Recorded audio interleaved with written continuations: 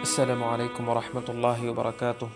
الحمد لله رب العالمين، والصلاة والسلام على أشرف الأنبياء والمرسلين نبينا محمد وعلى آله وصحبه أجمعين وعلى من تبعهم بإحسان إلى يوم الدين. أما بعد، قال الله تبارك وتعالى في القرآن المجيد والفرقان الحميد: أعوذ بالله من الشيطان الرجيم. يا أيها الذين آمنوا لا تخونوا الله والرسول وتخونوا أماناتكم وأنتم تعلمون.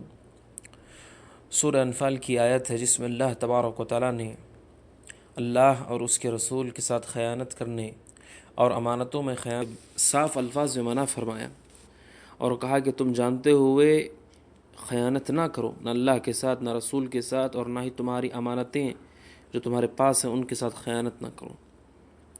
خیانت ایک بہت ہی مذموم عمل ہے شریعت کی نظر میں۔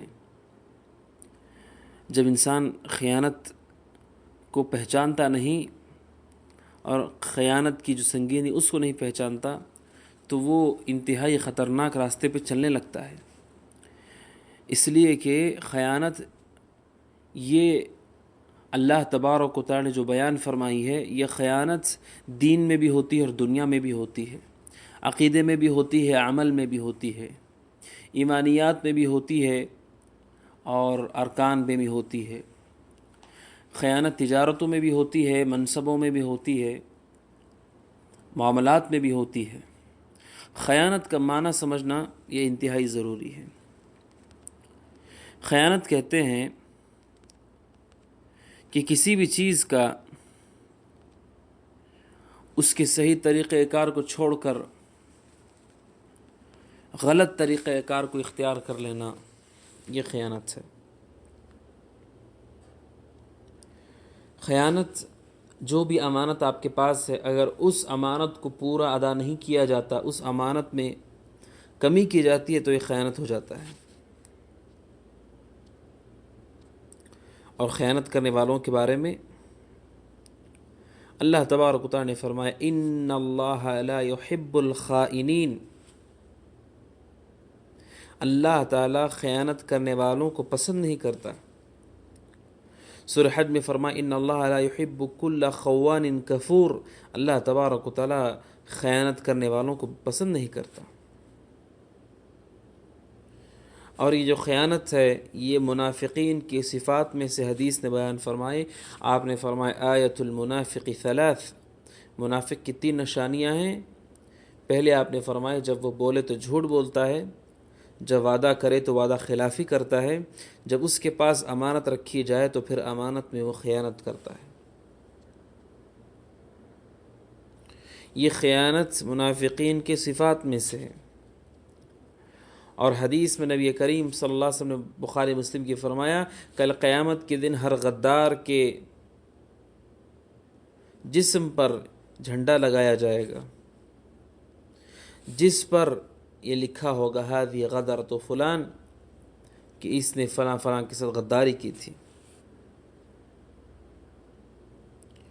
اور یہ جو خیانت ہے نبی کریم صلی اللہ علیہ وسلم نے اس سے منع فرمایا، اور آپ نے ہر کسی کے ساتھ خیانت کرنے سے منع فرمایا، چاہے وہ مسلمان ہو، چاہے وہ کافر ہو، وہ کوئی بھی ہو۔ حدیث میں آپ نے فرمایا: اد الامانۃ الی من ائتمنک، جو تمہارے پاس امانت رکھی اس پر امانت کو واپس کرو، اور جو تمہارے ساتھ خیانت کرے ان کے ساتھ خیانت نہ کرو۔ اگر کفار و مشرکین ہمارے ساتھ خیانت کرتے ہیں تب ہم لوگوں کو خیانت نہیں کرنی ہے۔ خیانت اللہ تبارک و تعالیٰ کو پسند نہیں ہے۔ اور یہ خیانت کن چیزوں میں ہوتی ہے؟ سب سے بڑی اور سب سے خطرناک جو خیانت ہے وہ عقیدے کے اندر خیانت ہے، کہ کوئی شخص لا الہ الا اللہ محمد الرسول اللہ کو پڑھے لیکن اس کے معنی مفہوم کو ادا نہ کرے، اور اس معنی مفہوم کے اندر ڈنڈی مارے، لوگوں سے چھپائے، لوگوں کو غلط معنی بتائے، یہ خیانت ہے عقیدے کے اندر، اور سب سے بڑی خیانت ہے یہ۔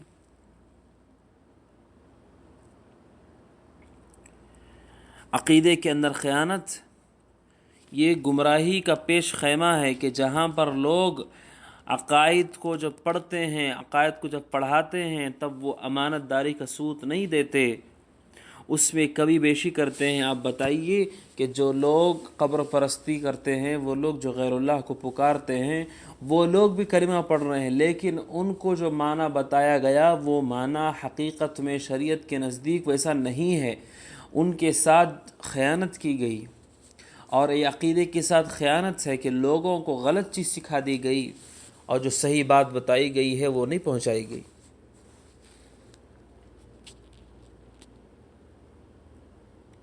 ضروری ہے کہ عقیدے کے پڑھنے پڑھانے میں خیانت سے دور رہا جائے اور قرآن مجید کی اس آیت کو یاد رکھا جائے کہ ہمیں ایمان لانا ہے صحابہ کے طریقے پر۔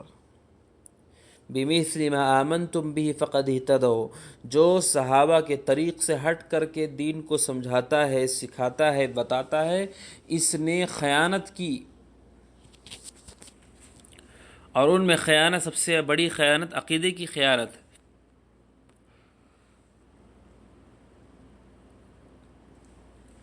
اور دوسری خیانت ہے شریعت اسلامیہ کے ساتھ خیانت۔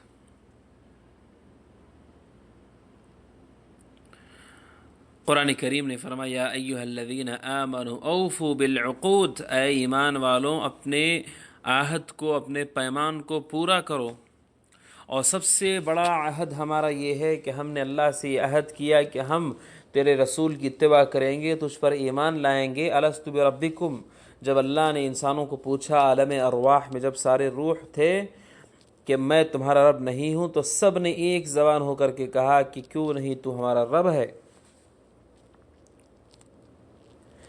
لیکن جب دنیا میں آئے اور رسول آئے اور اس کے بعد بھی اگر ہم اس کو پورا نہ کریں تو یہ دین کے ساتھ خیانت ہے، اور دین کے ساتھ خیانت انتہائی بڑا جرم ہے۔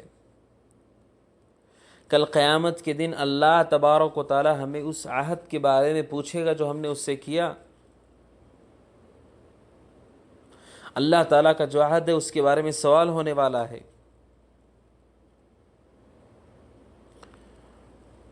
ضروری ہے کہ ہم اللہ کی شریعت کے ساتھ امانت داری کا ثبوت دیں اور خیانت سے بچیں، اپنے عہد کو پورا کریں۔ جب ہم کہتے ہیں اللہ سے محبت ہے تو محبت کا ثبوت دیں، اس میں خیانت نہ کریں۔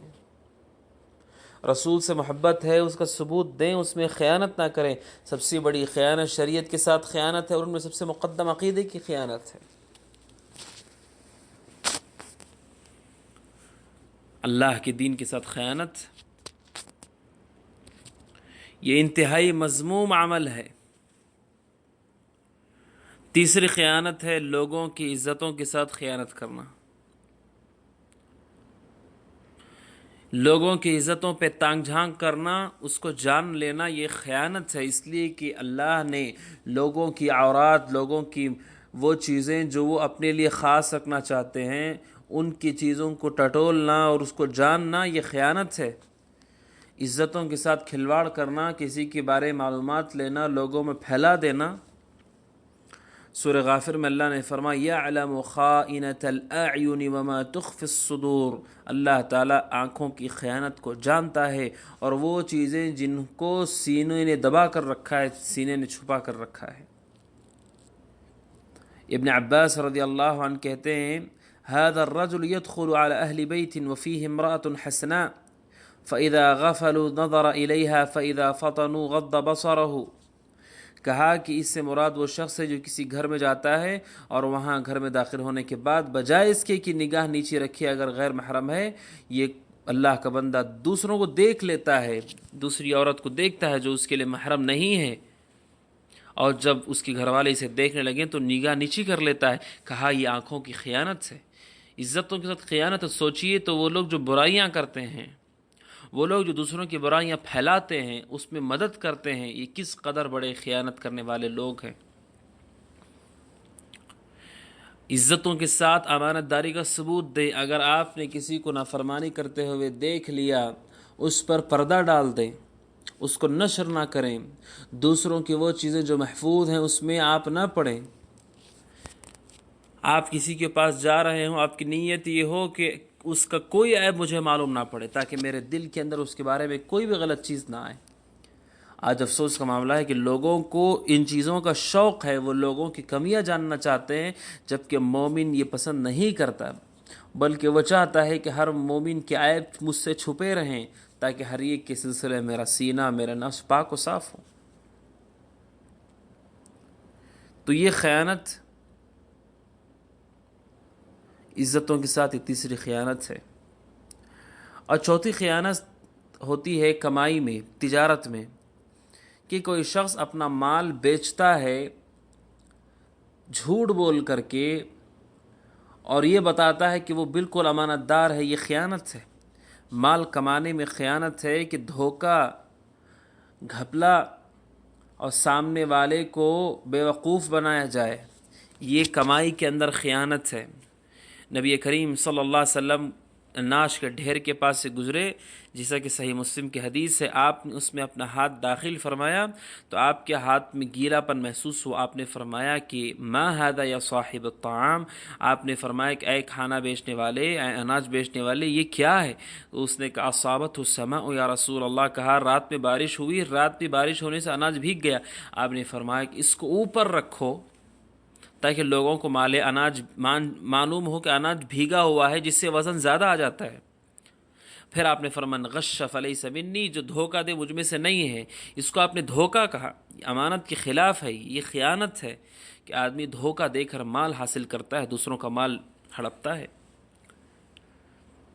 ہر شخص کو ڈرنا چاہیے کہ وہ جو مال کما رہا ہے کہیں خیانت کر کے نہیں، کسی کا حق مار کر کے تو نہیں، جو امانت داری اس کا ثبوت دے، امانت کو کبھی نہ چھوڑے، جو اس کا صحیح طریقہ ہے اس طریقے سے اس کو ادا کرے۔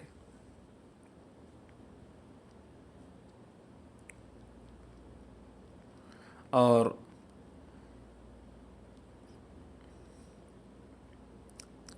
چوتھی خیانت ہے خیانت الکسب، اور ایک خیانت ہوتی ہے جو منصب کی خیانت ہے، کہ اللہ تبارک و تعالیٰ کسی کو جب منصب دیتے ہیں، یہ پانچویں خیانت ہے کہ جب منصب دیتے ہیں تو وہ منصب کو اپنے فائدے کے لیے استعمال کرتا ہے۔ وہ اپنا کام تو کر نہیں رہا صحیح ڈھنگ سے، بلکہ وہ غلط طریقے سے اس کو حاصل کرتا ہے جو اس کے لیے نفع بخش ہو۔ یہ منصب کے ساتھ خیانت ہے کہ کسی کو اللہ نے اونچا رتبہ دیا، اس رتبے سے وہ ایسے کام کرتا جیسے اسے فائدہ پہنچے، جبکہ وہ اس کام کے لیے نہیں ہے۔ تو یہ منصب کے اندر خیانت ہے۔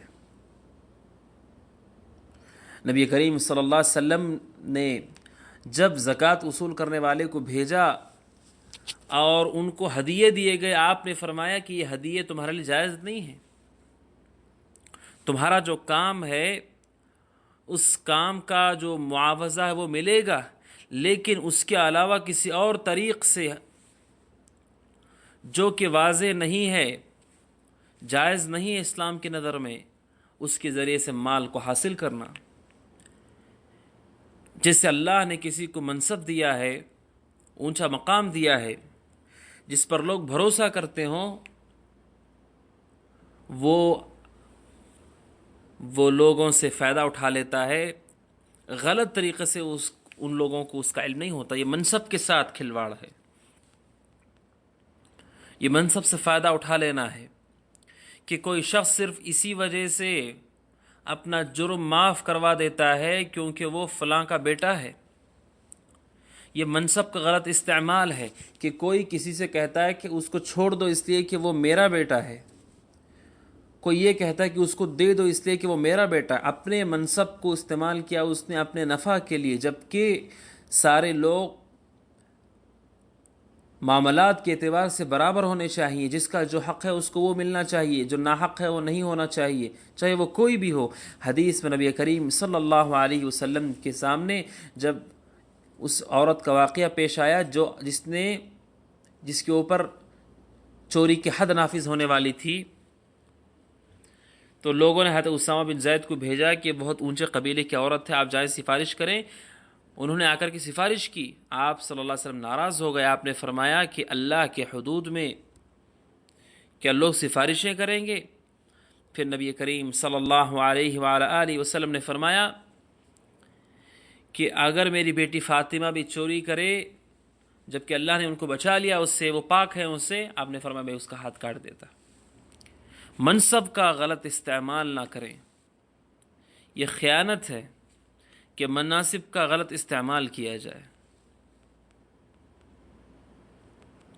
اس کو یہودیوں کی صفت بتایا گیا ہے کہ جنہوں نے خیانت سے کام لیا، اپنے مناصب میں بھی خیانت کی ان کے علماء نے، اور لوگوں سے دین چھپایا، اور ان لوگوں نے بھی خیانت کی لوگوں کے ساتھ، انہیں دھوکہ دیا، یہ مومن کی صفت نہیں ہو سکتی۔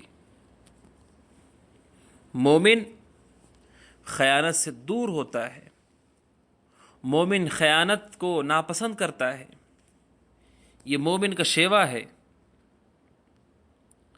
وہیں پر یہ خیانت یہ ہوتی ہے کہ اخلاق میں خیانت،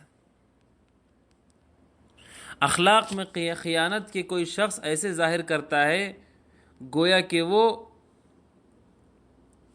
دیندار ہے، با اخلاق ہے، اور اس اخلاق کے ذریعے سے وہ لوگوں کے ساتھ دھوکہ کرتا ہے، یہ اخلاق میں خیانت ہے،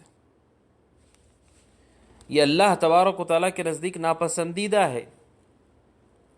نبی کریم صلی اللہ علیہ وسلم نے فرمایا کہ جو چیز جس کے پاس نہیں ہے ایسے ظاہر کرنا گویا کہ اس کے پاس ہے، آپ نے فرمایا ایسے ہی کہ کوئی جھوٹے لباس پہنتا ہو۔ اسلام نے اس کو ناپسند کیا ہے کہ کوئی شخص خیانت سے کام لے اور اخلاق کے اندر خیانت لے، اخلاق کے اندر خیانت کرے، یہ انتہائی مبغوض ہے۔ ہر حال میں مومن کو امانت داری کا ثبوت دینا چاہیے۔ آپ نے فرمایا کہ امانت داری اٹھا لی جائے گی اور قرب قیامت ایسا ہوگا کہ لوگ کہیں گے فلاں قبیلے میں فلاں شخص ہے جو امانت دار ہے، اور اس قدر دھوکہ عام ہوگا کہ لوگ دھوکے بازوں کو امانت دار سمجھنے لگیں گے۔ آپ نے فرمایا یؤتمن فیہ الخائن ویخون فیہ الامین، کہ جو لوگ خیانت کرنے والے ہیں لوگ ان پہ بھروسہ کرنے لگ جائیں گے، اس قدر خیانت عام ہو جائے گی، اور جو حقیقت میں امانت دار ہیں لوگ انہیں خیانت کرنے والا سمجھیں گے۔ خیانت انتہائی مبغوض عمل ہے، ہر مومن خیانت سے خوف زدہ ہو، اس لیے کہ جہاں خیانت ہوتی ہے وہاں سے برکت ختم ہو جاتی ہے۔ نبی کریم صلی اللہ علیہ وسلم نے تجارت کرنے والوں کے بارے میں فرمایا کہ اگر تم سچ بولو اور واضح کر دو تو تمہاری تجارتوں میں اللہ برکت دے گا۔ بورک لہما فی بیعہما، اللہ تعالیٰ ان کی تجارتوں میں برکت دے گا۔ اگر چھپاؤ گے، جھوٹ بولو گے، محقت برکت بیعہما، اللہ تعالیٰ اس کی برکت کو ختم کر دیں گے۔ لہٰذا خیانت سے ہر حال میں ہم کو بچنا چاہیے، اس سے احتراز کرنا چاہیے۔ کسی کا عہد نہ توڑو، اور سب سے عظیم خیانت وہ عقود میں ہوتی ہے، وعدوں میں ہوتی ہے، کہ جب آپ نے اللہ سے وعدہ کیا ایمان لائیں گے، اگر ایمان نہ لائیں یہ خیانت ہے۔ لوگوں سے وعدہ کریں کہ میں یہ چیز پورا کروں گا، پورا نہ کریں یہ خیانت ہے۔ لوگوں سے کہیں کہ میں دھوکہ نہیں دوں گا، پھر دھوکہ دیے، یہ خیانت ہے۔ خیانت ہر حال میں اللہ کے نزدیک ناپسندیدہ عمل ہے۔ ہر شخص کو اللہ تبارک و تعالیٰ سے ڈرنا چاہیے خیانت کے باب میں، اور جان لینا چاہیے کہ ہم اپنی زندگی کی کسی گوشے میں خیانت کرنے والے نہ ہوں، بلکہ ہم امانت دار ہوں، دین کی پڑھنے میں، پڑھانے میں، دین پر عمل کرنے میں، اللہ کی عبادت کرنے میں، تجارت کرنے میں، کمانے میں، منصب پر فائز ہو کر، لوگوں کی عزتوں کے معاملے میں، لوگوں کے ساتھ معاملات کرتے ہوئے، لوگوں سے وعدہ کرتے، ہر چیز میں ہم امانت داری کا ثبوت دیں، اور اگر کہیں پر ہماری طرف سے کمی ہوتی ہے تو معذرت کر لیں، تاکہ ہم اللہ کے مقرر تری بندے بن سکیں۔ اس لیے کہ اللہ کو خیانت کرنے والے پسند نہیں، اور امانت داری یہ مومن کی صفات میں سے ہے۔ آپ نے فرمایا ایک دل میں امانت داری، ایک دل میں ایمان اور خیانت نہیں جمع ہو سکتے۔ اللہ تبارک و تعالیٰ سے دعا ہے کہ اللہ تبارک و تعالیٰ ہم سب کو امانت دار بنائے، خیانت سے بچائے، آمین۔ السلام علیکم ورحمۃ اللہ وبرکاتہ۔